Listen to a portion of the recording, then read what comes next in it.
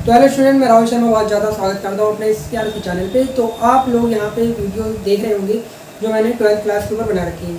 तो अभी क्वेश्चन ये आता है कि आपके जो अभी बात चल रही है 12th क्लास के जितने भी यहाँ पे जो स्टूडेंट हैं वो मुझसे कमेंट करके भी पूछ रहे हैं कि आपके जो क्वेश्चन पेपर का जो पैटर्न है वो सुनने में आ रहा है कि चेंज होने वाला है। ठीक है, तो अभी 100% तो नहीं है कि, लेकिन हाँ हो भी सकता है चेंज होने वाला है। ठीक है, क्योंकि जो मैंने अभी न्यूज़ आपको दिखाई थी, जो डिस्क्रिप्शन में मैंने लिंक भी दिया था, उसमें साफ ये बोल रहे हैं कि अगर आपका पेपर का पैटर्न चेंज हुआ तो फिर आपका जो क्वेश्चन पेपर आएगा वो बहुविकल्पीय क्वेश्चन होगा आएगा। मतलब बहुविकल्पीय क्वेश्चन आपको पता ही है, 4 ऑप्शन में से कोई एक टिक लगानी पड़ेगी आपको। ठीक है, तो बहुत सिंपल तो रहेगा, लेकिन अब बच्चे कह रहे हैं कि पढ़ेंगे किस तरीके से फिर। तो देखो अभी तक तो फिर ये वाली बात है कि अभी 100% तो ये नहीं है ना कि आपका बहुविकल्पीय क्वेश्चन आएगा ही आएगा। ठीक है, देखो दिक्कत यहाँ पे आती है बच्चों के लिए, सबसे बड़ी दिक्कत जो मुझे लगता है वो आएगी फिजिक्स में। ठीक है, मतलब कोई दिक्कत वाली बात नहीं है, बहुविकल्पीय क्वेश्चन बेस्ट है। ठीक है, जो 4 ऑप्शन है। ठीक है, तो कहीं ना कहीं आपको एक टाइम बचने वाली चीज़ है आपके पास। ठीक है, आपको ज़्यादा कुछ नहीं लिखना, आपको गिने चुने क्वेश्चन देंगे, जो भी वो देंगे। 1.5 घंटे का टाइमिंग रखने की बात हो रही है। ठीक है, कितना? 1.5 घंटे का। तो ऐसा बोला गया है, अगर ऐसा होगा ना तो 1.5 घंटे का टाइम होगा। ठीक है, पहली बात तो ये। उसके बाद हम बात करते हैं कि फिर यार बच्चे कह रहे हैं कि किस तरीके से फिर पेपर देंगे हम लोग। ठीक है, अभी तक तो थ्योरी रट्टा ये पता नहीं क्या डेरिवेशन कर करके 2-3 बार जैसे तैसे मतलब काम बचा लिया था मतलब, और कुछ 10-15 डेरिवेशन हो भी गए थे जो इम्पोर्टेंट थे। लेकिन अब क्या होगा, अब तो डेरिवेशन बेकार सारे के सारे।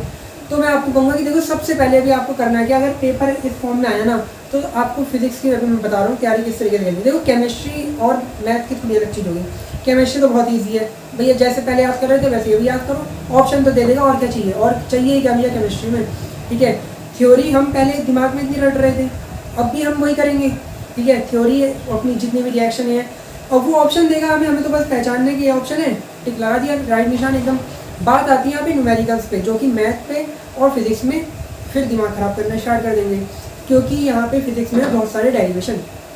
ठीक है, अब मैं बात करता हूँ देखो फिजिक्स के ऊपर। तो फिजिक्स की कहानी थोड़ी अलग क्यों है, क्योंकि यार वहाँ पे चल रहे हैं बहुत सारे डेरिवेशन। ठीक है, आपको क्या होता है ना, पेपर आपने देख ही रखा होगा यूके बोर्ड वालों का जितना भी है। ठीक है, आपको बहुत सारे दिए हुए क्वेश्चन डेरिवेशन कर रहे हैं, तड़ातड़ लगे पड़े हैं बढ़िया करके, क्वेश्चन नंबर फिर भी नहीं आ रहे। क्यों नहीं आ रहे? क्योंकि उसकी अलग कहानी है, वो आपको पता ही है। ठीक है, हाँ बहुत अच्छा करने पे नंबर आते हैं, लेकिन हम भी अच्छा कर गया लेकिन नहीं आया नंबर, वो पता नहीं क्यों। हाँ, तो देखो क्या है ना, फिजिक्स में डेरिवेशन तो अब करके गए, अब बात आती है कि अब कैसे आएगा क्वेश्चन पेपर। तो सबसे पहले बात आती है कि आपको करना है क्या, हर एक डेरिवेशन पे जो भी आपके फॉर्मूले आ रहे हैं। ठीक है, सबसे पहले आपको ये करना है, आपको जितने भी डेरिवेशन में जो भी फॉर्मूले हैं वो याद करने हैं। ठीक है, फॉर्मूले याद करने हैं आपको। फॉर्मूले याद करने का फ़ायदा क्या होगा? ठीक है, मान लो उसने कोई भी दिया कि निरक्षीय स्थिति पर, ठीक है, विद्युत क्षेत्र की तीव्रता का क्या फॉर्मूला होगा, 4 ऑप्शन रख देगा। ठीक है, आपको कम से कम फॉर्मूला तो याद है, डेरिवेशन अभी नहीं याद करें, क्योंकि भैया जब 4 नंबर के आपको बहुविकल्पीय क्वेश्चन देगा तो क्या डेरिवेशन कराएगा वो आप खुद सोचो ना। ठीक है, हाँ न्यूमेरिकल जरूर कराएगा, तो न्यूमेरिकल पे बहुत फोकस करना है। तो फिर एक तो फॉर्मूला याद करना है आपको, ताकि आपको सब पता रहे क्या कंडीशन हो गई। दूसरी चीज़ आपको सबके मात्रक और उनकी विमाएँ भी याद करनी है, जो आपकी विमाएँ हैं। ठीक है, आपको सबके मात्रक पता होने चाहिए। ठीक है, और विमा उनका होनी चाहिए, क्योंकि भैया ऑप्शनल में ना यही सारी चीज़ें रहती हैं, आपको कुछ भी दे देगा, कहेगा विद्युत क्षेत्र की तीव्रता का मात्रक बताओ 4 ऑप्शन में से, और एक ऑप्शन आप बड़ी आसानी से चुन लेंगे। ठीक है, दूसरी चीज़ ये होगी, मात्रक विमाएँ याद होनी चाहिए आपको। ठीक है, जितने भी नियतांक, ठीक है, उनके मान भी पता होने चाहिए, नियतांकों के मान पता होने चाहिए, उनकी फिर मात्रा तो मैं वही पहले बात कर चुका हूँ, मात्रा भी पता होनी चाहिए। ऐसा क्या होगा ना, वही 4 ऑप्शन एक आंसर, बहुत आसानी से याद। ठीक है, पहला हो गया, अपने को फॉर्मूले याद होने चाहिए सारे, अपने को मात्रक पता होने चाहिए, नियतांक। फिर आते हैं हम लोग, यहाँ पे लिख देता हूँ मैं। ठीक है, चौथे उसमें आपका आता है, आपको सारे सिद्धांत पता होने चाहिए। सिद्धांत, अब ये सिद्धांत कौन से आ गए, जैसे आपका पहले चैप्टर में क्वांटमीकरण का सिद्धांत है, आवेश संरक्षण का सिद्धांत है। ठीक है, और फिर आगे बढ़ते हैं हम लोग सेकंड चैप्टर में, आपका उसमें तो कोई सिद्धांत नहीं है, वन डे ग्राफ जनित वो नहीं है कुछ। हाँ, तो उसके बाद हम तीसरे चैप्टर में आते हैं, तो किरचॉफ के नियम हैं। ठीक है, पहला नियम, उसके स्टेटमेंट, उसकी जो मेन फॉर्मूला आता है उसका वो। सेकंड नियम का क्या स्टेटमेंट है, ये सब आपको सब याद होने चाहिए। जिससे क्या होगा ना, वो अगर आपको क्वेश्चन देगा कि ये इनमें से किसने कहा या ये किस सिद्धांत पे आधारित है, तो आपको ये सब पता होना चाहिए। ठीक है, तो ये एक चीज़ ये हो गई। उसके बाद सबसे मेन आता है आपका न्यूमेरिकल्स।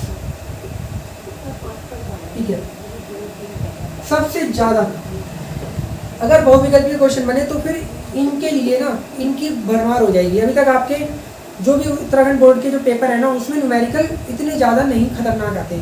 खतरनाक तो शायद इसमें भी नहीं आएंगे, ठीक है, इतने खतरनाक नहीं आएंगे। लेकिन अब है ना, इसमें है ना, जहाँ तक मुझे लग रहा है, ठीक है, ये मैं अपनी राय बता रहा हूँ, उनके पास एक तरीके से एक सोच बढ़ गई है न्यूमेरिकल की तरफ, क्योंकि ऑप्शन में ना न्यूमेरिकल ज़्यादा देना ईजी रहता है। ठीक है, डेरिवेशन मैंने कहा ना, डेरिवेशन का तो पत्ता ही कट हो गया अगर ऑप्शनल देने लग गए वो। तो डेरिवेशन हटा तो उनके पास अब क्या बचा है, ये सारी चीज़ें बची। या तो वो आपको कोई भी नियतांक देंगे, मात्रक देंगे, ठीक है, सिद्धांत देंगे, फॉर्मूले रख देंगे कि बताओ इनमें से किस में ये होगा, किन में वैद्युच्छेद की तीव्रता शून्य होती है। ठीक है, इस तरीके से क्वेश्चन देंगे। और फिर सबसे ज़्यादा फोकस न्यूमेरिकल में कर सकते हैं वो। 10-15 जो भी आपके मतलब बने उनमें कम से कम 10 न्यूमेरिकल रख देंगे अच्छे वाले। ठीक है, तो न्यूमेरिकल पे आपको फोकस करना है सबसे ज़्यादा, क्योंकि यहाँ पे बहुत एक तरीके से कहें कि उनके पास और कोई चारा ही नहीं बचा ना देने के लिए कुछ, तो वो न्यूमेरिकल पे फोकस करेंगे। क्योंकि न्यूमेरिकल तो फिजिक्स का एक बहुत अच्छा पार्ट भी है, भैया आती ही है, तो आपको न्यूमेरिकल पे फोकस करना है। क्या होगा, फॉर्मूले जब आप याद करेंगे ना, ठीक है, इससे एक चीज़ आपके न्यूमेरिकल थोड़े पकड़ में आने स्टार्ट हो जाएंगे। ठीक है, तो ये आपको फिजिक्स में तैयारी इस तरीके से करनी है। ठीक है, और अभी ये ऐसी बात 100% नहीं हुई है कि आपका पेपर जो है बिल्कुल ऑप्शन नहीं होगा। ठीक है, अगर ऐसा हुआ बहुविकल्पीय तो आप इस तरीके से तैयारी करना। ठीक है, और टेंशन की कोई बात नहीं है। बचा केमिस्ट्री और मैथ, तो मैथ में तो पता ही है आपको, जैसा भी क्वेश्चन देगा 4 ऑप्शन है, आंसर आप निकाल लेंगे। तो मैथ और केमिस्ट्री की तो नॉर्मली जो तैयारी कर रहे हैं वैसे करते रहिए आप लोग। फिजिक्स में इस तरीके से तैयारी आपको करनी है अगर ऑप्शनल दिया तो। अभी 100% नहीं है। ठीक है, इतनी बात क्लियर हो गई। और जो भी अगर जानकारी चाहिए, बात रही हिंदी और इंग्लिश की, तो वो अभी मेरा सब्जेक्ट नहीं है। ठीक है, तो उसमें तो अभी मैं बात भी नहीं कर रहा कुछ। ये मैंने आपको मेन बता दिया 3 PCM के बारे में, किस तरीके से आपको पढ़ना है। ठीक है, बायो वाले भी कुछ ऐसे ही कर लेंगे क्योंकि थ्योरी वाला सब्जेक्ट है। ठीक है, 4 ऑप्शन देगा, आप आसानी से कर देंगे। डेरिवेशन वगैरह हट चुके हैं, तो वो बहुत ही अच्छा एक तरीके से पॉइंट भी है। लेकिन न्यूमेरिकल में आपको फोकस करना है पूरा। ठीक है फ्रेंड, तो वीडियो अगर अच्छी लग रही हो तो लाइक करें, शेयर करें और हमारे चैनल के साथ बने रहें। मैं आपके फिजिक्स के लिए और केमिस्ट्री के लिए वीडियो अपलोड कर रहा हूँ। Thank you for watching.